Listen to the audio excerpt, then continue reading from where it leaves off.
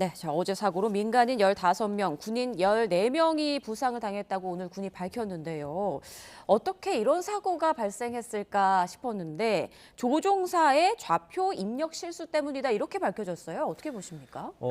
참 그 결과를 속보로 전해 듣고 좀 예. 어처구니가 없다는 생각을 좀 했었는데요. 그 오전에 사실 이제 속보 자막 났을 때는 예. 처음에는 이게 북한에서 혹시 뭔가 도발이 있었나 그 생각 먼저 처음에 하게 되지. 근데 그건 아니고 오폭 사고다라고 했으면 그 다음에 생각할 수 있는 가능성이 폭탄 자체가 혹시 잘못됐을 가능성. 이제 그건 가능성이 가장 낮습니다. 예. 그러면 다음은 이제 전투기의 결함 가능성. 근데 이제 그것도 아니라고 하는 거잖아요. 네. 나머지 이제 조종사의 뭐 어떤 실수인데 그 실수가 이게 이제 투하하는 순간을 좀 잘못 버튼을 눌렀다거나 이런 실수일까라고 생각을 좀 해봤는데 그게 네. 아니라 좌표 입력 실수라고 하는 게 이게 좀 있을 수 없는 일이거든요. 사실은 상상할 수 없는 일이기 때문에 그 원인을 얘기를 듣고 좀 이게 아직까지는 지금 현재 상태에서는 굉장히 좀 미스테리한 부분이 좀 많이 있는 것이죠. 좌표 입력을 할 때 USB를 활용한다면서요?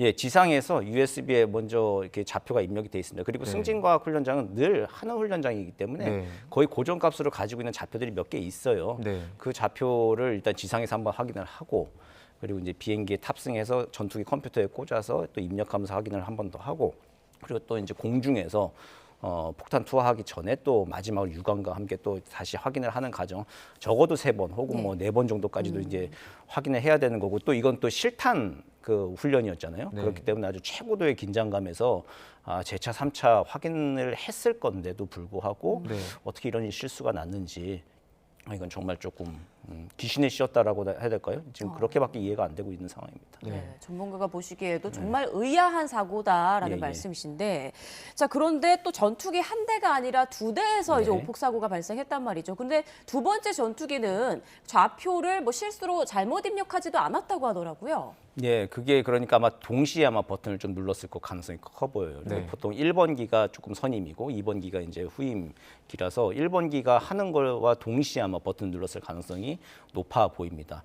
보통 이게 지금 그 자유낙하한 MK82 폭탄을 투하할 때는 전투기들이 이렇게 미사일 쏘는 게 아니잖아요. 유도 미사일 쏘는 게 아니라 이게 자유낙하하는 그냥 그 이게 멍텅구리 폭탄이라고 하는데 유도 장치가 없어요. 네. 그러니까 정확히 전투기가 최대한 가까이 가서 목표 지점에 떨어뜨려야 되는 겁니다. 예. 네. 그렇기 때문에 전투기가 고도로 날다가 급강하를 합니다. 표적지 가까이 가서 급강하를 하고 원래 실전에서는 이제 그렇게 2발, 4발 이렇게 떨어뜨리고 그쪽을 이제 초토화시킨 다음에 다시 또 바로 2번 기가 와서 2번 기, 3번 기 와서 연속적으로 초토화시키는 방식으로 작전을 수행을 하게 되거든요.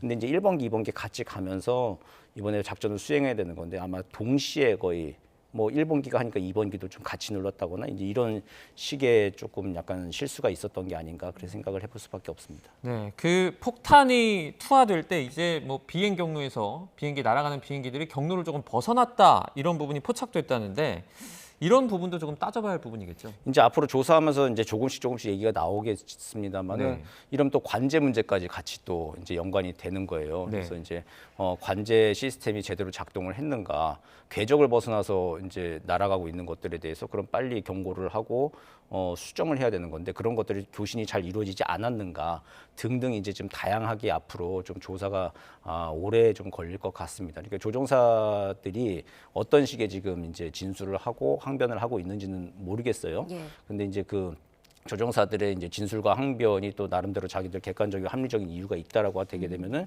이 사건 이제 원인 밝히는데 상당한 또 시간이 소요될 것으로 생각이 됩니다.